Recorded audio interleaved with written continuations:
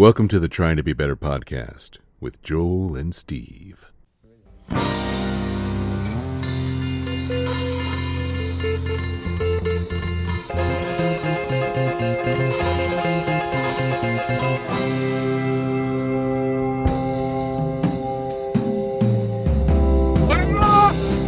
Recording in progress.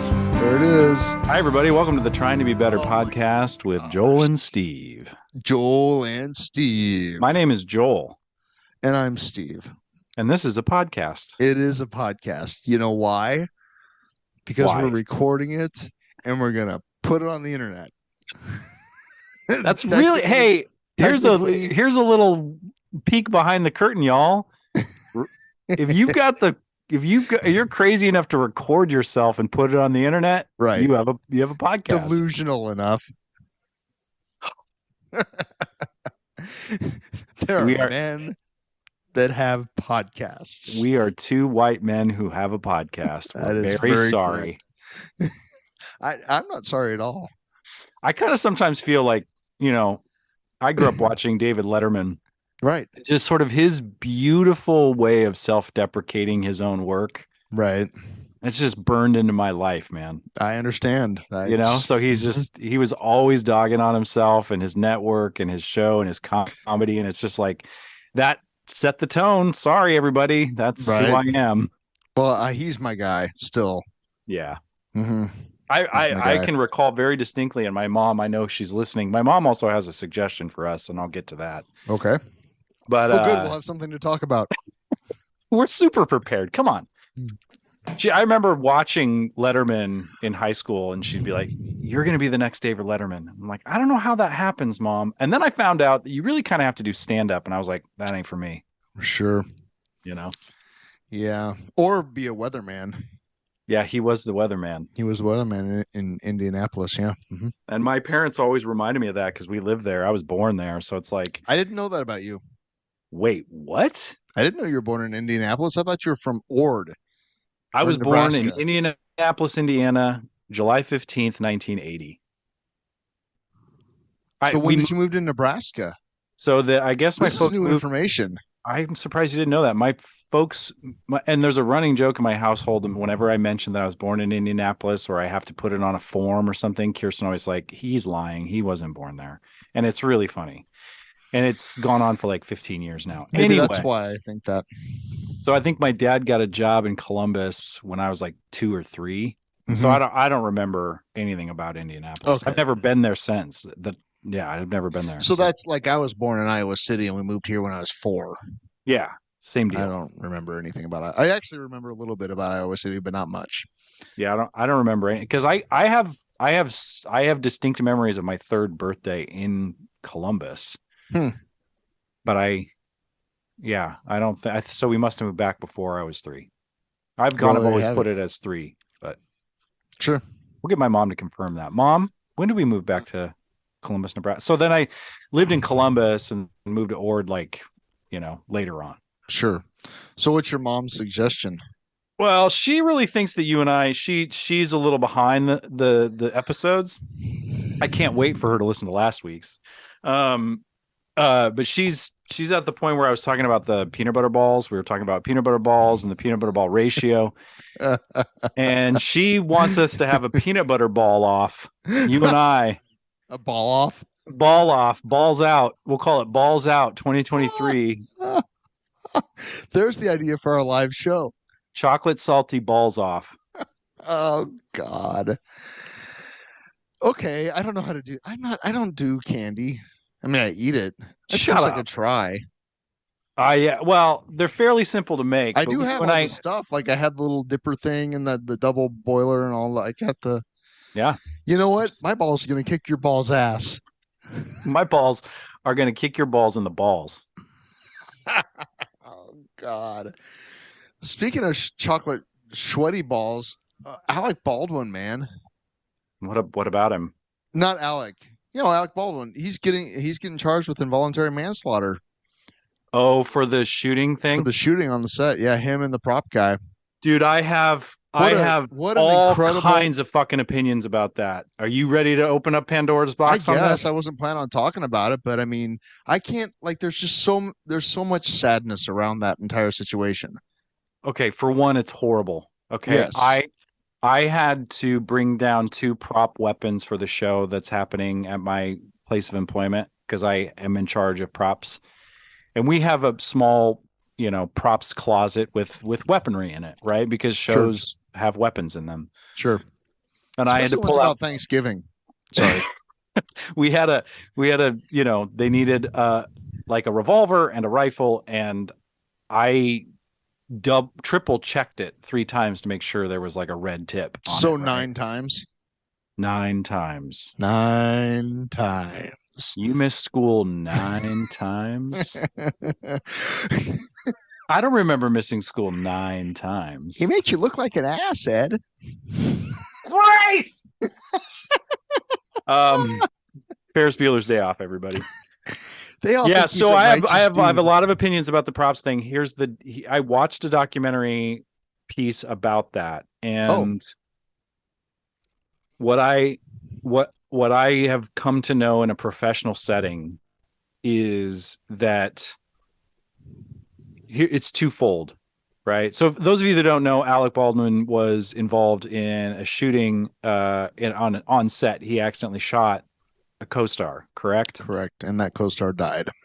And so, which is awful and horrible in its own right. The real fucked up part is that it's twofold, right? From what I understand on that shoot, there was there was a layer of security that always should be the essentially the arms prop master. Mm-hmm. They have a name, and it's escaping me. So people set that up, and then that person is in charge of the whereabouts of all of the ammunition, whether it's, because blanks are live, right? Like blanks actually shoot a projectile sometimes, and it can be injurious. So there's that person that's supposed to oversee that. And then they are supposed to train the actor to check the prop. And I think there was a miscommunication, and Baldwin didn't check it, which is on him, but it was outfitted and they got a box of actual live ammunition. And so that is the biggest conspiracy thing, because there should not ever be live ammunition. And now there's like all this speculation. That's like Agatha Christie level shit right there. Totally, because what they ordered it from, and so there's all kinds of conspiracy that people planted it, that people brought it on, or that some of the crew were having fun shooting actual live rounds or something like that. Like there's all I guess I shouldn't speak out of school. I don't know that to be true, but there's like 3 security levels that, and one of those were missed that would have normally caught that. But it wasn't a big, huge studio film. It was an independent film. So they were kind of pieced together. The teams were kind of pieced together. The roles weren't clearly defined. And that's what happens. But there's no way that a live bullet should be within miles of that set. Right. There's just no reason for that. So that's the real fucking weird thing. Anyway. Don't get me started. I don't normally get caught up in Hollywood shenanigans, but that one's noteworthy, and that it's just so sad. Yeah, it's like the Brandon Lee thing on the set of The Crow. It's like like horrible. I mean, even if at that level it was somehow an accident, like it's just so you're saying that it's probably not an accident? I don't know that it was intentional, but bullets don't move oven by themselves. Right. Boxes Guns don't kill people. People kill people. And that's the thing. It's like, yeah, it's so weird because, that a box of live ammunition I mean, it could have been all the way back at where they bought it from, and that the boxes got mixed up and somebody missed the label or something. You'd think, though. I mean, I'm not a theater person. I've never been on a movie set. I don't know how that works, but to me, the phrase gross negligence. Yeah. Yep. Is what is coming to mind. Like on every level, on every person that touched that firearm. And the way Baldwin tells it is that they did like a 60 Minutes bit on him, and he actually kind of got on camera probably way before emotionally he should have been, because he was kind of a mess, and I can't imagine what that would feel like. But at the end of the day, he was told it was fine. Like, yeah. He was handed the prop by I can totally see where he's handed the prop gun. He's like, sweet, prop gun. Boom. Oh, shit. Yep. And he's fired weapons on screen before. Okay. And so like he knew what to do. Mm-hmm. It's just, and I actually saw some A-list actors kind of throwing shade at him. Like, I never fire a firearm without checking it. But when you're handed it by the armorist or armory, I forget the name of the job, but it's not just the props master. There's somebody specially assigned to check all the weapons, and it was handed to him saying it was safe. Right. So on that, if there's witnesses to that exchange and that conversation, to me, that's a not guilty. That's the thing. It's like, that's really where the buck stops, and always should. And to try, I mean, ultimately, it's the person with the finger on the trigger to know what they're doing. There's but if the person responsible for the prop hands it to the actor and says, "This is good to go," then the actor says, "Cool." If there is a set where there's none, it's totally indie film, and everybody's kind of doing whatever, I could see where something could go wrong, but still there shouldn't be live rounds on set anyway. Right. There were people hired to be that person, and frankly, as an actor, that is not my job. That should never be my job. Sure. Yes, if you have experience with weapons, you know how to do it, you can check it. Sure. But it's also, on set, especially in a union gig, if a union person is doing a job, you don't question their job. You trust. Oh, sure. You know what I mean? So it's like, you get that prop and you are told that it's okay. That means it's okay. There's a level of trust there. And I don't know about anyone, but I would rather the chain of command fall on a weapons expert than an actor. Agreed. I mean, although apparently the person that handed Mr. Baldwin that firearm was not a weapons expert. Yeah. They were just kind of somebody on the come up, and they got told to do it or something. Yeah, there was some breakdown there.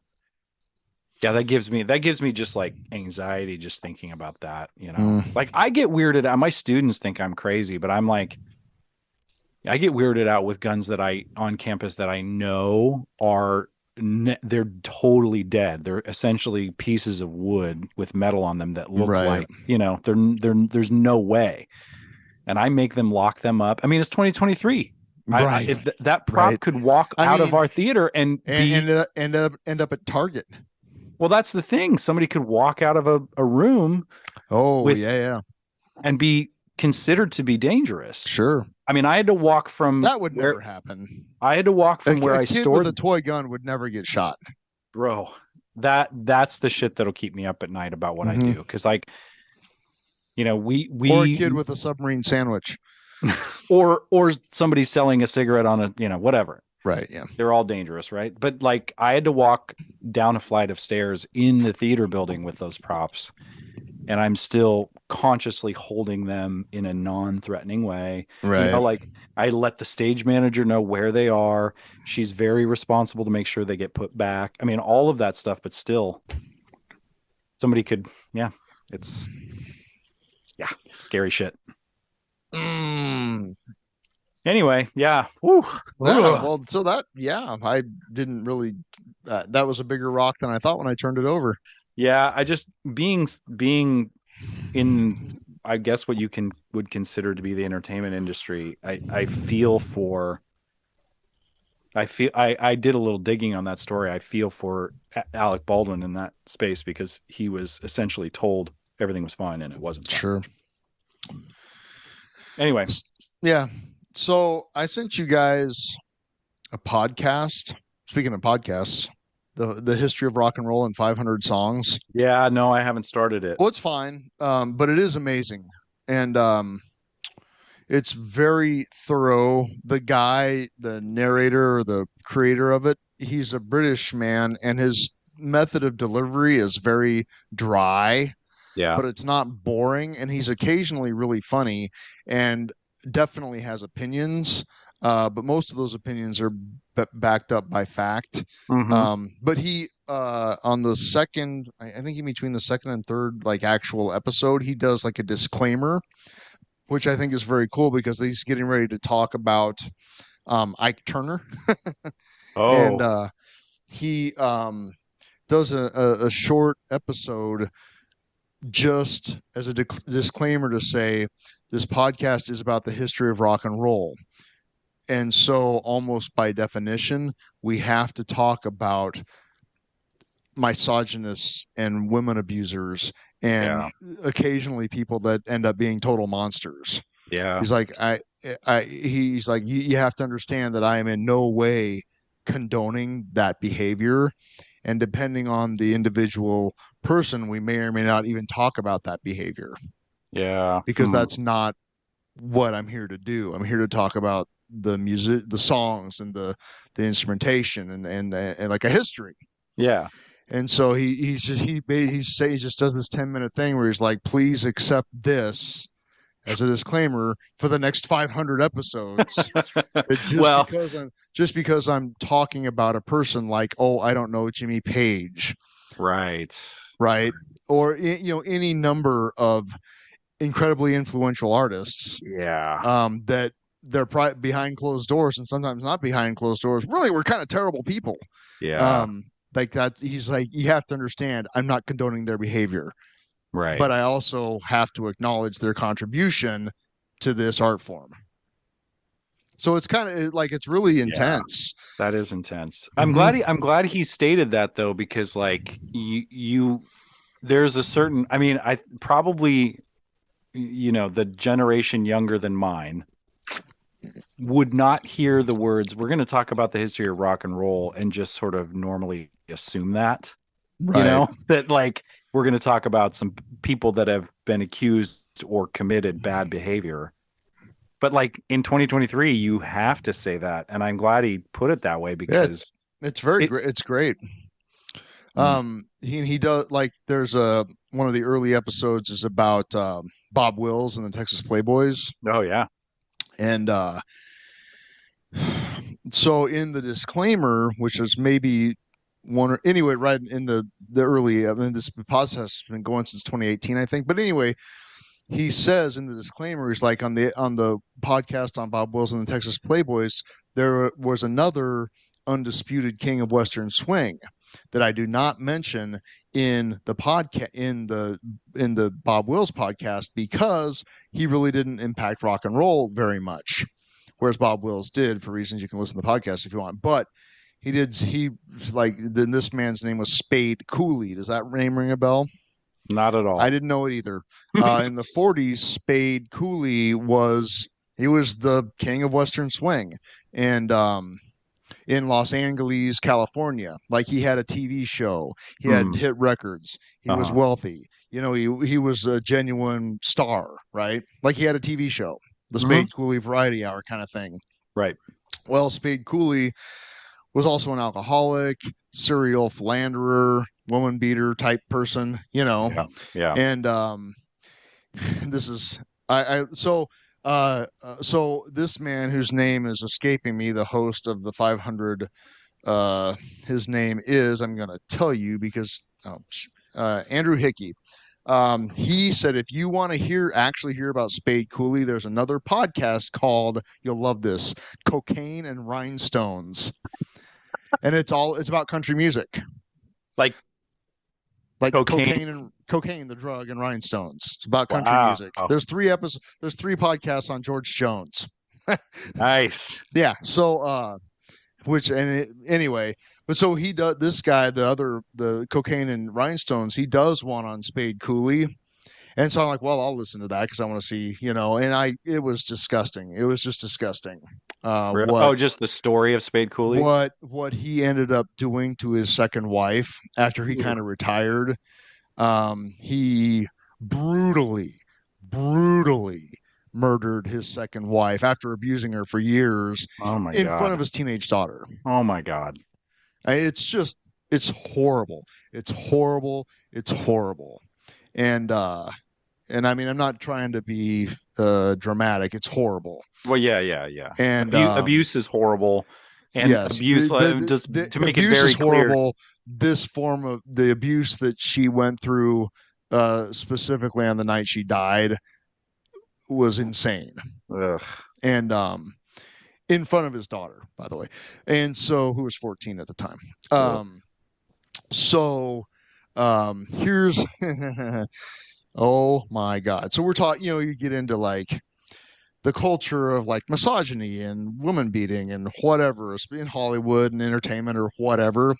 This is a fun thing.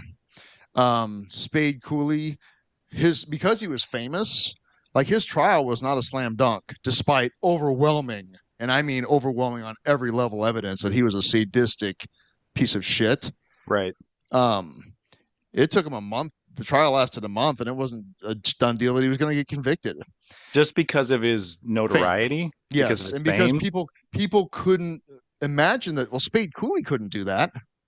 Right? And the only thing that turned the tide was the testimony of his daughter. Wow. Right? She testified to the gruesome. And so anyway, so he did go to prison, but not like his sentence wasn't for very long, like a few years, For murder? Oh yeah. Mm-hmm.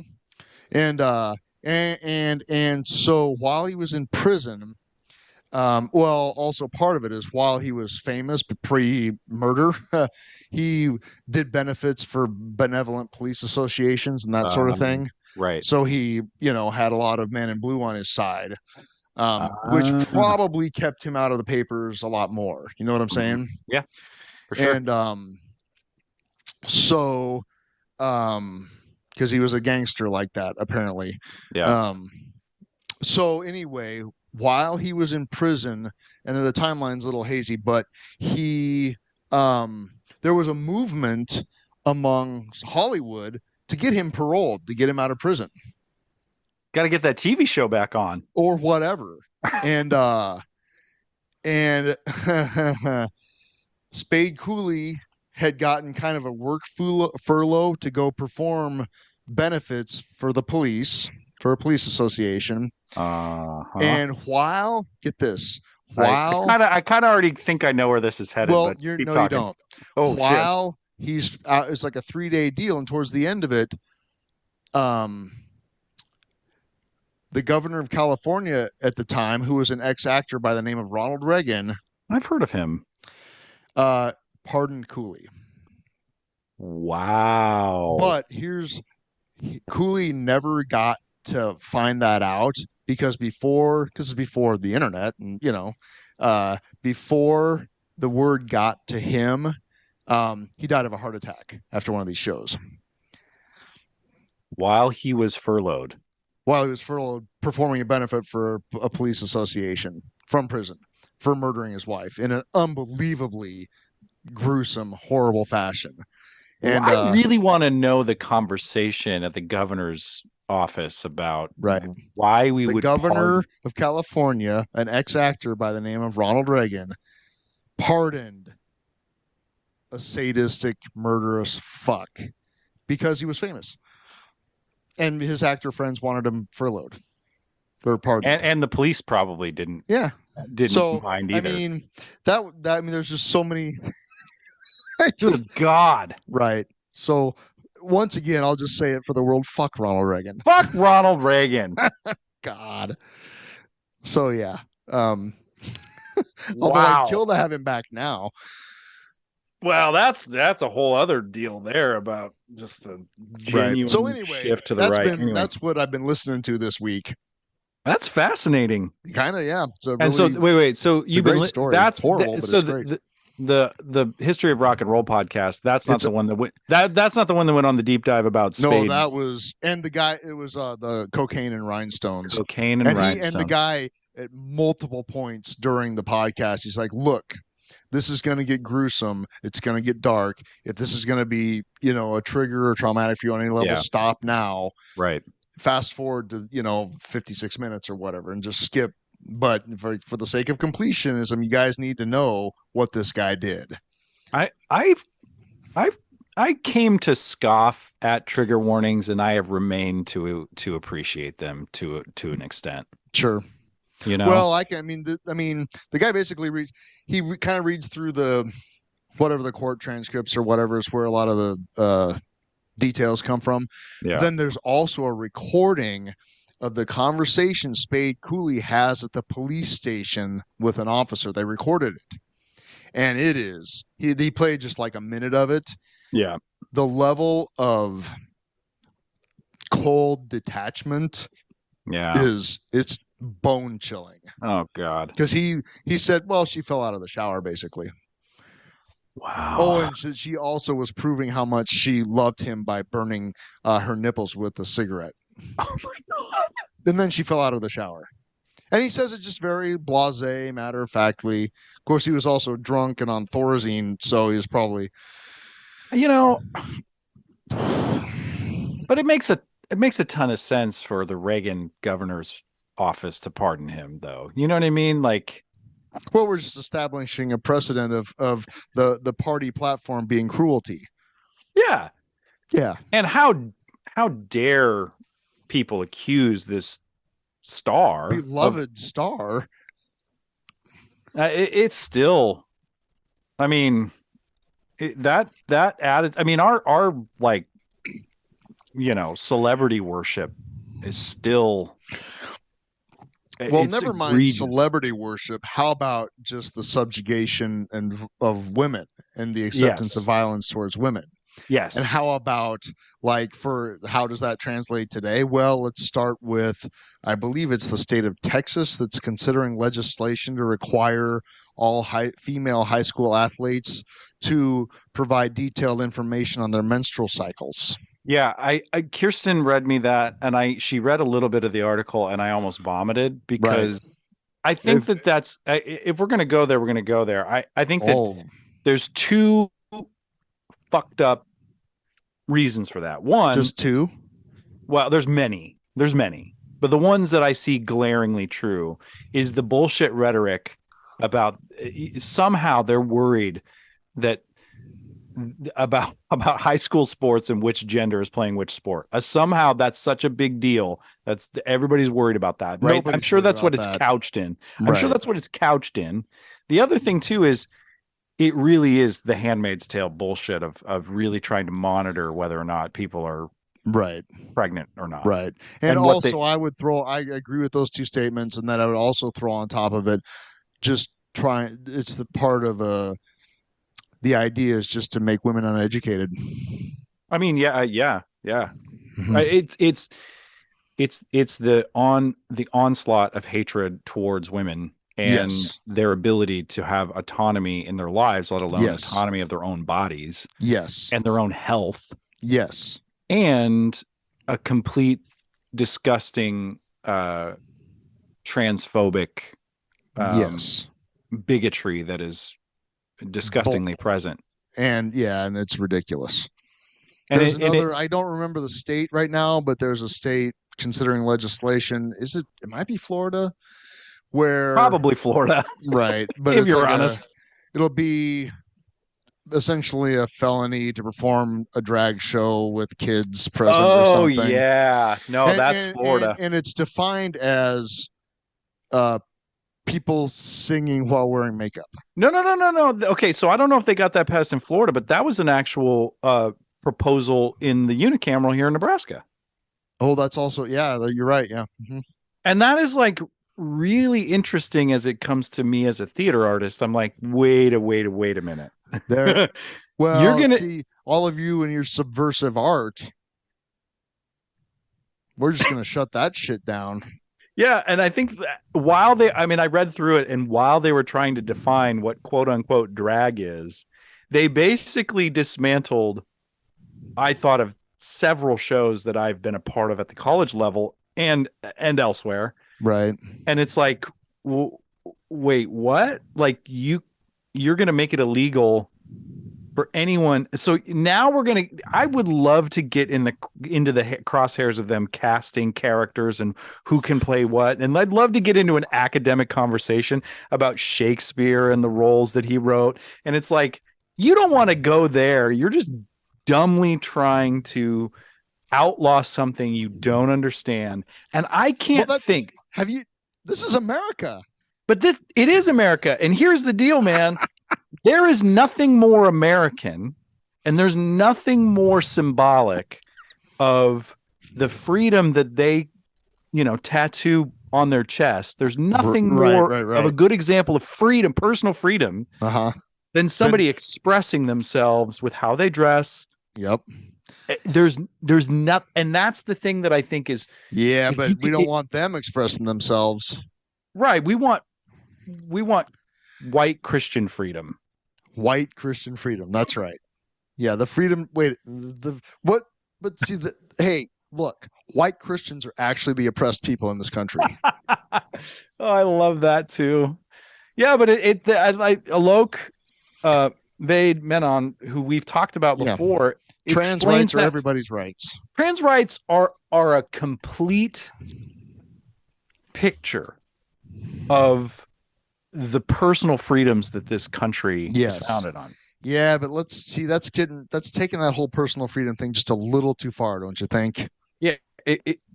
When you're such a bigot that everybody's freedom is a personal attack on you, that's not what we mean by personal freedom, asshole.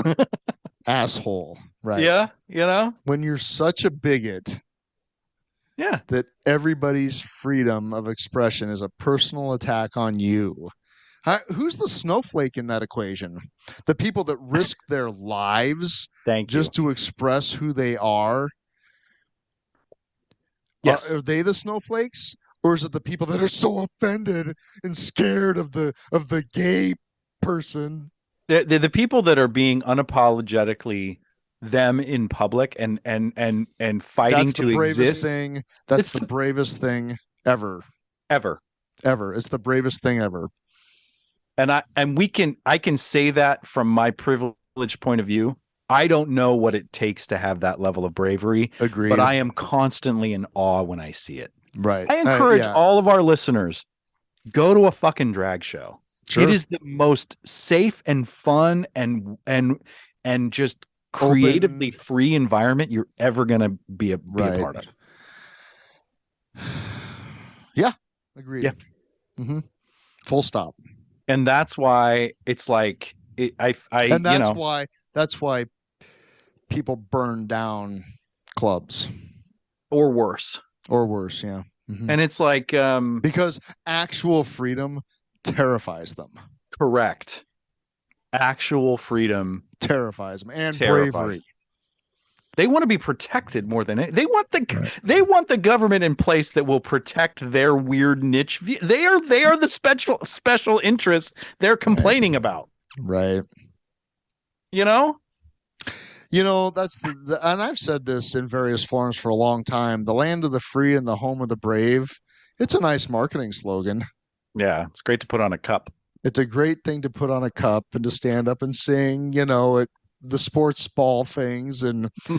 But in reality, we incarcerate a higher percentage of our population than any other nation on earth. And a astounding, scary part of that population is not white. Well, and there's a very specific reason for that. Racism.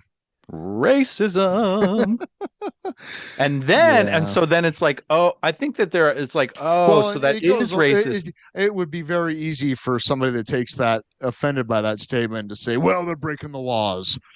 So let's get into systemic oppression.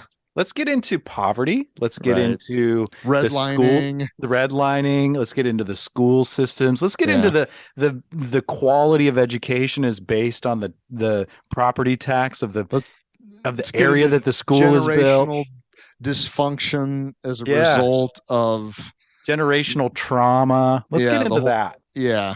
Nobody's got time for that. So the easy answer for folks is to just say, well, They we deserve shouldn't. Yeah, well, no, we should just make it illegal to teach the truth. Right. Yeah, exactly. Yeah. Well, it's just like in North Carolina, they made it illegal to use the phrase global warming. Or in Florida, when what's his bucket outlawed AP African American history classes in high schools. Yeah, that's so fucked. I saw a show at this theater festival I was at last week. I saw this play put on by the University of Minnesota Mankato, I believe, called Wounded Healers. And it was 4 black actors essentially giving a clear and passionate and tear-filled, sweat-filled history of black bodies in this country. And it was some of, I told one of the actors afterwards, I saw them in the hallway on a later day, and I went up to him and I said, thank you for that. I could see you as a performer putting every ounce of your being into that. And if I had deep pockets, I'd look this man right in the eye. I said, if I had deep pockets, I would pay for that show to tour in every fucking state that's trying to outlaw critical race theory, or, that boogeyman term, just general American history. I would pay for that to be, because where else is this information going to exist but in the arts? So fuck them. Well, that goes back to the previous thing of outlawing the arts. There we go. That was my point then. We can just, we'll just. They're not teaching critical race theory, but they have those people telling their story. Did they have any makeup on, just out of curiosity? Did they sing? Oh, God. You know what I'm saying? Yes, I totally get it. Can you imagine some Lauren Boebert on a panel? That kangaroo court bullshit? Yeah. Oh. Yeah, What do they want? They want the Grand Ole Opry. They want Mom Pa Kettle. They want Punch and Judy for sure. They want to bring back minstrelsy for sure. Like what? What do you? But here's today's. I saw today in DeSantis's whatever Pledge for Freedom bullshit platform in Florida. One of the planks of it is oh God, they're coming for your gas stoves, so there won't be any sales tax on gas stoves. You have to pay tax on an electric stove, but because they're not taking your gas stove. That's literally a thing. Because the Biden administration said something about phasing out gas. Gas stoves in 20 years. I don't even think that it actually came to that. It was just a talking point. Yeah, well, it was like hey, there's something we should probably look at with gas stoves. They're coming for our gas stoves, damn it. Yeah. Chain yourself to the gas stoves. Please. How attached to this life do you have to be, man? Like very, because it goes back to you have to keep doubling down. You have to keep miserable. Doubling down. That's such a miserable existence. Yeah. I mean, I will fully admit, as a white person, if you think cruelty is hilarious, it's a great time to be alive. But like, I'm just thinking about just like that narrowing of the iris of your mind to such a laser sharp point that you have to, the amount of stuff that you have to, the amount of ego that you have to cling to get bent out of shape about gas stoves, or they're going to, they're going to take away my Christmas or to park your Ford Gigantor in front of the electric vehicle charging stations. Yeah. That's a thing. That's a thing. They're blocking the charging stations. E-vehicles. Yeah. The word you're looking for here is petty. Yeah, stupidity, ignorance, but yeah, petty. Tiny little man children with giant ass pickup trucks. Fuck them liberals. I'm gonna go park my truck in front of the charging thing. I'll show them. But in the same chat rooms, they're talking about the beauty of the free markets and capitalism is great and all that. Sure. It's like you can't. Yes, but you to can. Get that, just it's exhausting to try to figure out. Like that's Why would you do that? You got to work really hard to be that dumb. Well, no, you just have to have a media apparatus that props up that construct.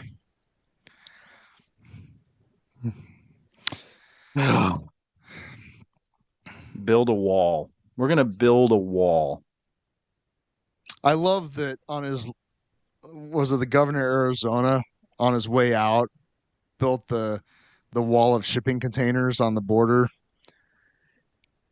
Did you see that? No, I did not. Oh yeah, it was like one of his last acts of governor. There was an incoming Democratic governor started put hundreds of shipping containers stacked too high along the border.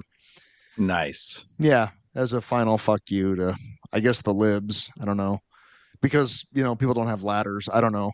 Well, that took people. That took they paid people to do that. A lot of money, and then they had to take them down, which also cost them money. Taxpayers' money, actually. Yeah. Talk about theater. Right. Oh, big time. And that was, it's just like whatever Abbott and DeSantis spending millions of dollars to send migrants to New York. Oh, yeah. On false pretenses with no clothes in the middle of winter. Because that's humane.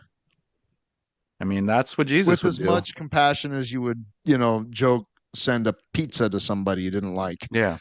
Mm-hmm. Well, that's what Jesus told them to do. That's 100% correct. Jesus did say to lie to the migrants. He said, take the least of these. Right. Take the least in the dead of winter. I think it was, I'm paraphrasing here. It's been a while since I've read scripture. Take the least of you and corral them and then ship them to somebody else to prove a point while also not feeding, clothing, or it generally just traumatize the poor. Yes, for your own political statement. I think that's that's Leviticus. That's Old Testament. I think it was in Matthew. Actually, I think it was part of it's part of the Sermon on the Mount. Actually, I think he got up on some fucking mountain and said, "Hey, traumatize the poor." All of you people that are the poorest, I want you to scare the shit out of them. Right. To make a point. It scares people, so it makes sense. Yeah. Scares them into not being migrants. That's what it does. Work. Yep. Because they're choosing that. They're choosing to be migrants, to leave everything they know and love in the hopes of just having basic safety. Yeah, I mean it's totally in line with, what they heard on Sunday morning before the Monday morning decision to do that. Right. Well, makes total sense to me. It makes sense to me too. If being cruel is the party platform, cruelty for the amusement of the base. Yeah. Mm-hmm. Yeah. Yeah. Oh, good God. You know what I watched kind of on a whim fairly recently? Do you remember the old Arnold Schwarzenegger movie, The Running Man? I do. Yeah. It's a Stephen King story, a Richard Bachman story. Yeah. That turned into a movie. And I think I texted you guys about it. I mean, the movie's not great, but the story is kind of spot on. And anyway, it's on Amazon Prime, I think, is where I watched it for free. It's worth watching, just as partly 80s kitsch or early 90s, whenever it was. But yeah, it's just dystopian hellscape. And I don't think I saw it. They have to run until. It's all it is just a cruelty fest. It's a cruelty game show where they take prisoners and throw them in this arena of hell that they're never going to live their way out of. And where people just chase, there's people with chainsaws and guns and electricity chasing these poor prisoners who run. Sounds really familiar. Right. Exactly. Right. Yeah. Yeah. And that's what it's like. Oh shit. We're doing that today. Yeah. It's great, actually. And then just at the delight and the glee of the general public watching, this hopeless competition. The hopeless and competition. of course, Arnold being Arnold, he wins, He breaks them all free. He sets them free. He frees everybody. Like Moses. The mental enslavement and everything. Actually, they don't get into that. The movie ends. But, he gets the girl at the end. So there you have it.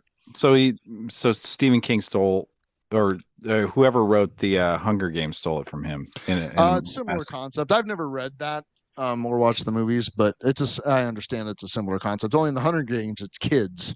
Yeah, that's the best part. Right, sure. Hold on a second. I got a dog that wants to say hi. God damn, this dog. I tell you what, it always gets in the way. It waits. No, what the issue is that it's time for her walkies. Oh. Yeah, so that's not quite 8:30, but this is usually about when we go. So she's like, dude, why the fuck are you not taking me? Why are you talking into that screen? Right. You're dude. I wonder what that's like. I mean, it's probably similar to some of you that are listening to us right now, but just blah blah blah blah blah right. blah. Right. We're fixing it though. Aren't listening to us. I'm gonna close this laptop and feel like I did something. So that's all that matters. Yeah, me too. Yeah. Yeah. I had something else too. Oh yeah, watch The Running Man. It's good. It's not good, but it's good. Or maybe find the Richard Bachman story. Yeah, read the book. Have you watched the Squid Game? Have you done the Squid Game? I have not done Squid Game, man. I can't. I can't watch the violence. It's one of those that I'm gonna have to watch by myself because Kirsten, we watched a preview and she's like, nope, hard out. Yeah, I'm the same way. I don't even like Stranger Things just because of that. I don't like the gore, dude. We started speaking of gore, we started watching. Somebody was like kept tapping Kirsten up to watch this show called Yellowstone on Peacock. Yeah, I've heard of it. So somebody's in it. Who's in it? Kevin Costner's in it. Yeah, that's pretty much the biggest name in it. I think I've seen other actors. But Kevin Costner's kind of the, it's kind of like it's the Sopranos, but on a ranch in Montana. Okay. Right. But here's the deal. It's way more bloody than the Sopranos. And at least Tony Soprano went to fucking therapy, although it didn't really take. He was trying. Like Kevin Costner's character, maybe he goes to therapy. I don't know. But oh my God, it's like he's in bed with the sheriff's office, who's, he's also in charge of the Cattlemen's Association. He's got a lot of money and he's doing backdoor stuff. And it's like, and Kirsten and I are watching it and we watched like three or four episodes and we're like, this is a soap opera. Do you want to quit? We're both like, no, that we're going to keep watching this. Like it's beautiful trash, but it is glorious. Fuck. Yeah. See, I don't know. The only thing that's redeeming about that, back to me as sort of a theater artist, is just the makeup and blood and props that they use to show this gore is fucking amazing. Because it's not that's real, but it's right. It really they had this is gross, but they showed a dead bear, and it's obviously not an actual dead bear because they made, but this prop is the size of a grizzly that's kind of been eaten by wolves, and it's amazing. I'm like, I can barely make something out of styrofoam that looks halfway real. These people are making actual like animal corpses that look real. It's fucking cool. Speaking of dead bears, did you watch the Cocaine Bear movie? Have no, you seen that? I haven't watched it. No, I've seen it. No, I want to. Do you know? I don't really even know. I just know that it's called Cocaine Bear and that somehow like a bear got into a bunch of seized cocaine or something. It was a cocaine drop. Oh, like from an aircraft, and the bear got to it before the intended recipients. And so then basically the bear goes totally insane. Hey, look. So this is a Fozzie Bear origin story where he kind of takes on stand-up. It's a Fozzie Bear origin story where his actions disgrace him so much that he has to go into comedy. Or he eats so much cocaine that he starts telling jokes. Like he puts on a little tie. He just puts on a collar and a tie and a hat. Waka waka waka. That's what it is. That's all from cocaine. That's what pounds of cocaine will do to you. That's what Or a drugs are bear. a hell Not of a to drug. you or I, but to a bear. Right. Turn him into a stand-up. That's what the movie is actually. Lots of jokes. I think SNL should make a parody trailer, Cocaine Bear, but with Fozzie. Can we make that happen? Just use John Belushi clips. The original Cocaine Bear. Pretty much. Chris Farley, Cocaine Bear 2. I watched a documentary on Chris Farley's situation. It was kind of a whatever TMZ thing. It was a little scandalous, but sad for sure. Yeah. Insecure guy and a lot of fame and a lot of money. It's a bad combination. The real bad combo. Mm-hmm. Yep, he was one of the greats. So was Belushi. Yeah, I agree. Wow. What have you been doing to try and be better lately, Joel? Now that dude, I gotta sit half the country and straight up. I have to sit in this chair tomorrow morning and talk to my therapist and tell him that a month has gone by and I've not told him what I said I was going to do. I'm not looking forward to it. Oh, well, at least it's just your therapist, not your boss. It's true. Yeah. But I told my therapist that and I may have said it on the podcast, like part of the New Year's idea was to deepen my practice. So I get into this bad habit of like drinking a cup of coffee and then trying to do all my things. And it's like, that's bad. I run out of time and I shortchange myself. Like that's where I'm at. And the cup of coffee turns into, well, I got to look at my phone. Right. And that's, and he said, why don't you try this, Joel? Why don't you try doing your yoga practice and then sitting for 20 minutes, up your time to 20 to 25 minutes, and then have your cup of coffee? And I was like, you know what? You're right, Drew. That's a great idea in theory. You're right. I will do that. And I can't wait to report to you how well and glowing and levitating I am in a month. I can't wait. Mm-hmm. I haven't done it. Well, good. I'm glad. I think I did one day, like when I was still on winter break. Mm-hmm. Well, my 21 days of reading the intention that Michelle Mainquist gave me. Yeah. How'd that going? Bad. I'm on day 1 because you have to do it 21 days in a row or you have to start over. Oh, so wow. I think I've made it to like day 4 and then I forget. How long is the intention you have to read? Oh, it takes a couple minutes maybe. That's great. Do you do this is getting real personal. Do you do a morning constitution on the throne? Of course. Well, so you could put it near that and read it on the throne. You know, Joel, I'm going to do that and I'll report back to you in a week. I will get back to you Yeah. on how well I'm doing that. How well I'm doing with that. Yeah. Yeah. I'm usually not awake when the constitutional's happening. Yeah. So well, I like this before the shower. This morning. Well, that's good. This morning, hygiene. This morning, I was like, I set the coffee pot to go off. Last night, I set my alarm to give myself extra time, and still, I ended up, totally, wasting 45 minutes. So here's, my mornings have been, I don't know, like with kids' schedules and sleep and work, I just haven't I need to sleep in for a few minutes in the morning. So like my morning meditation has suffered a little bit. But what I've been doing, because when I take one of the girls to dance or whatever, there's a lot of time where I just spend an hour sitting in the car rather than drive home or right back or whatever. And what I've been doing is just not looking at my phone. You've just been staring at the windshield? Kind of creeping.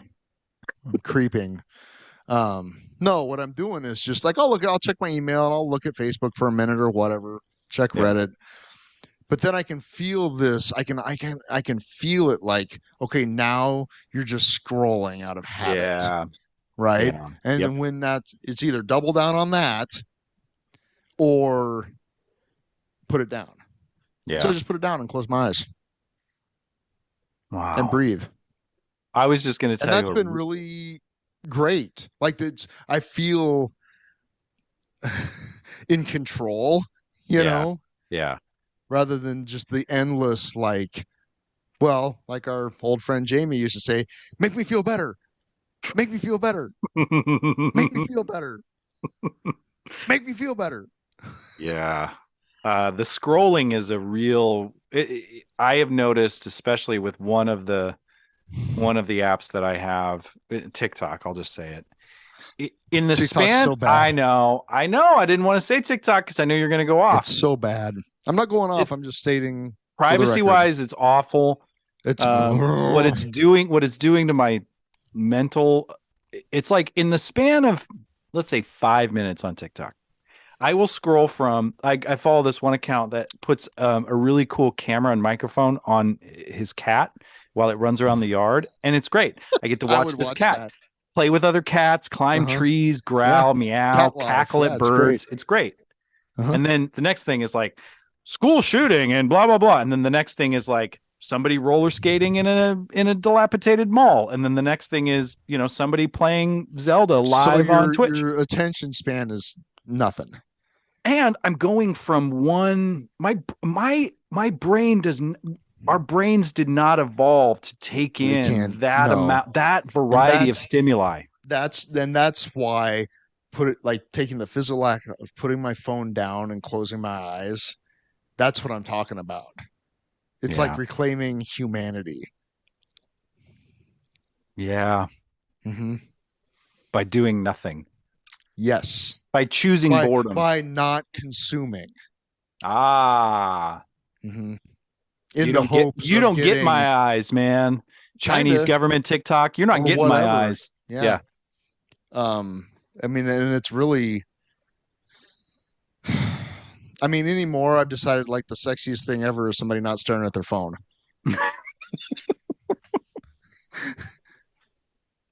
Well, in a manner of speaking. You know what I'm saying? I am not sexy. I am guilty as charged. Yeah. Yeah, man.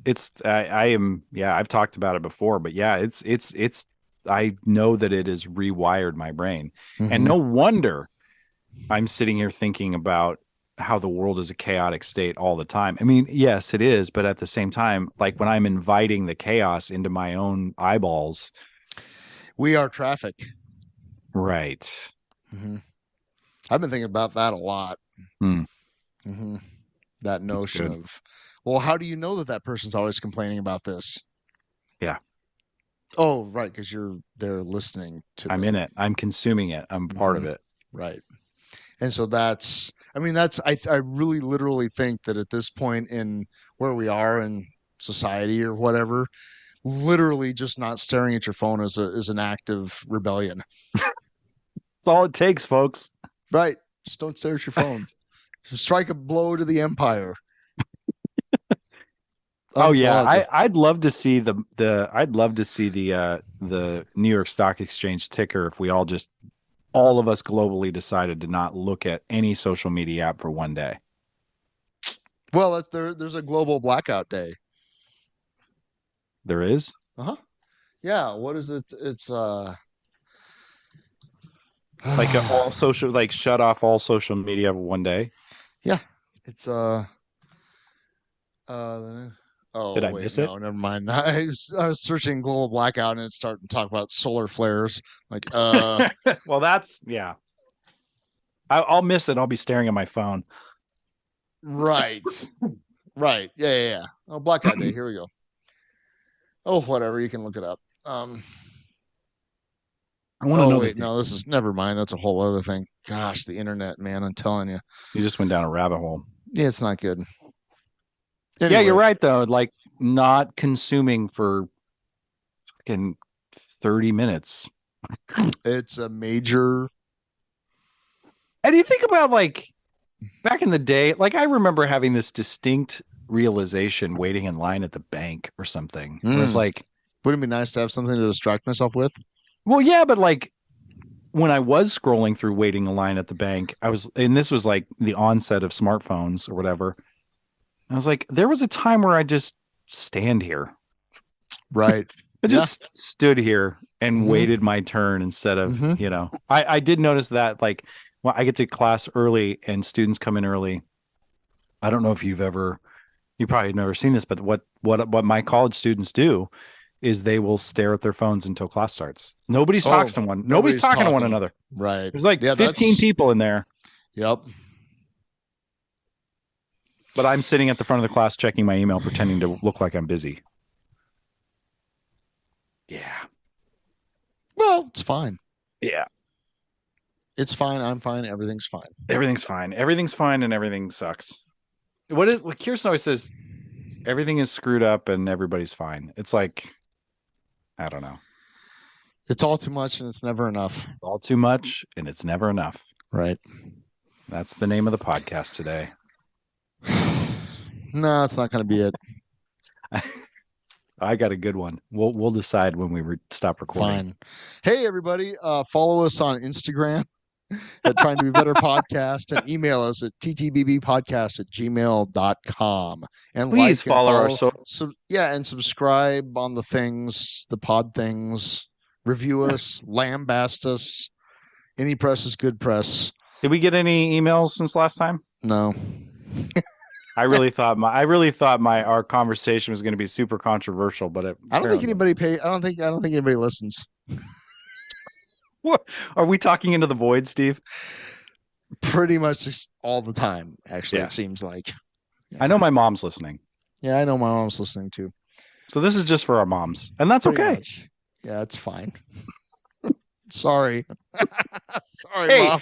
To bring it full circle, my mom loved when Dave Letterman would bring his mom. Remember when he would bring his mom on the show? She just smiled. It was so nice. The best. She was like the nicest.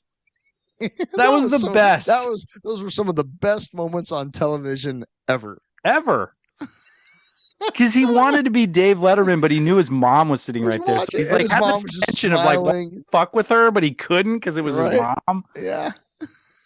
You know who else does that? I listen because I have a subscription to Sirius XM Radio. Tom Morello from Rage Against the Machine and Audio Slave. Tom Morello. He has this show on Lithium, the 90s grunge. Yeah. You know, the grunge tip. He records it in his mom's house, or his mom lives with him, one of the two, and he'll just have her on and just talk to her. Oh, really? Yeah, and it's like he's playing like all this like 90s rock and all this, transgressive rock and roll. So he finds whatever, but then he brings his mom on, and it reminds me of Dave Letterman.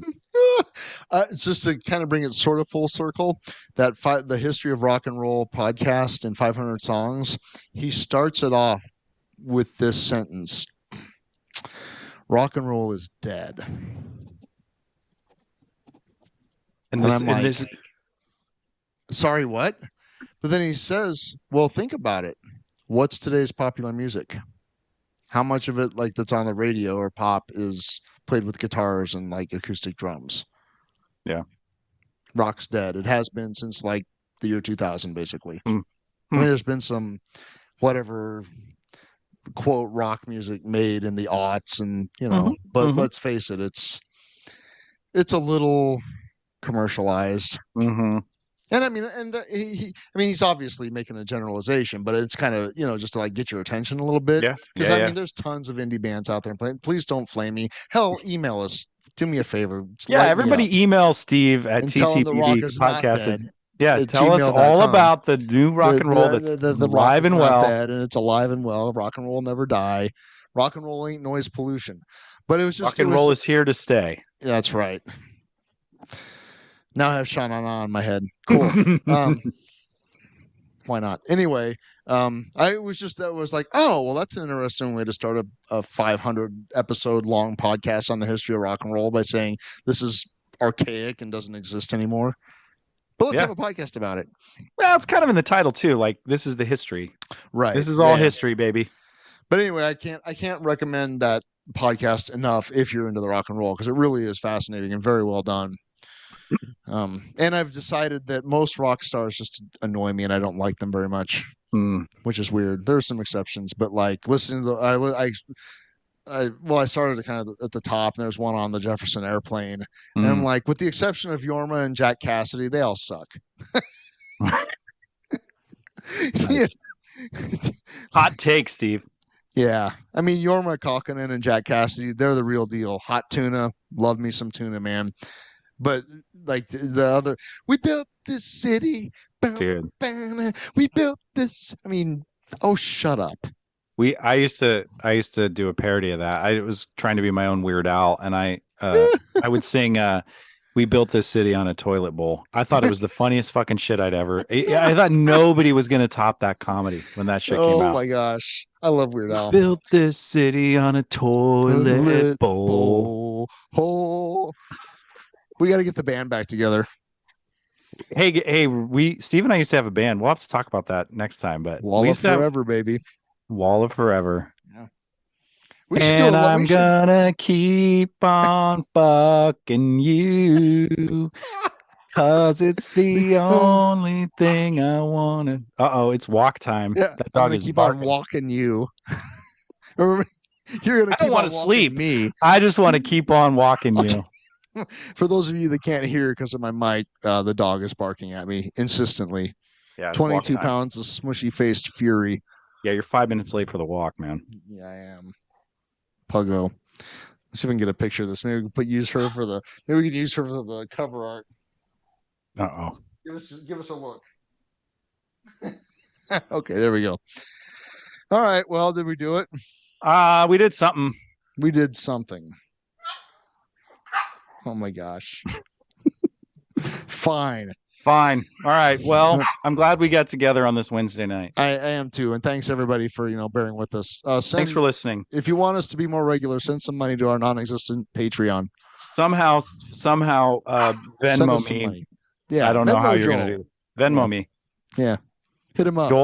Joel Egger. That's really my handle. So if you want to Venmo, there you go. Baby needs a new microphone. God. All right. Bye.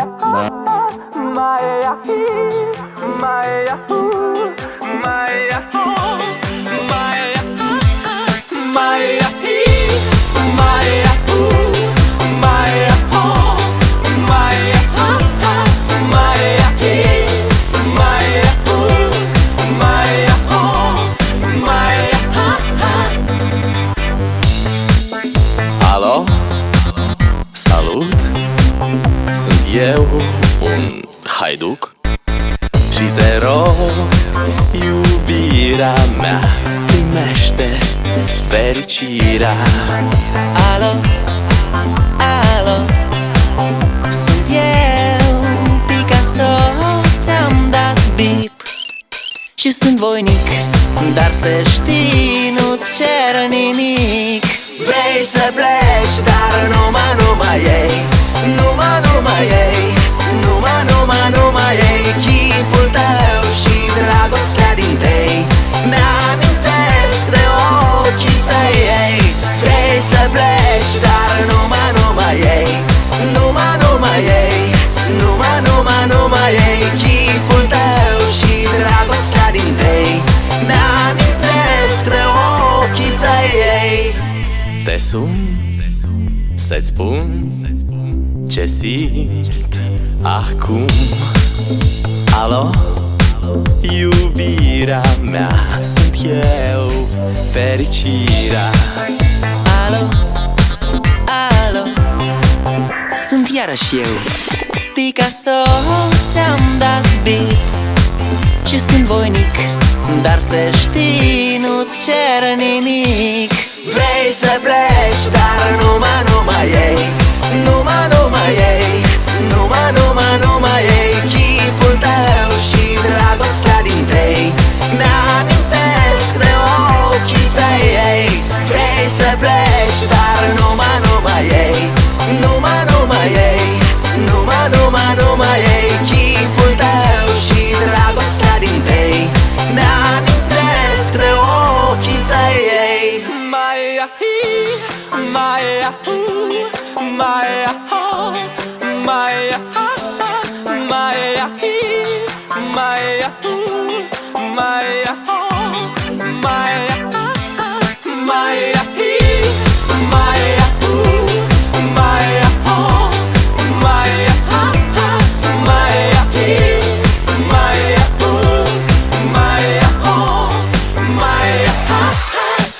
Vrei să pleci, dar numai ei, numai ei, numai ei, chipul tău și dragostea din tei mi-amintesc de ochii tăi, ei.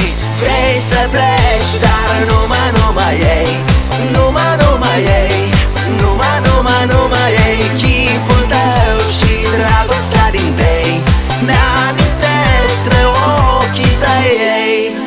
Don't forget, toot your hooter.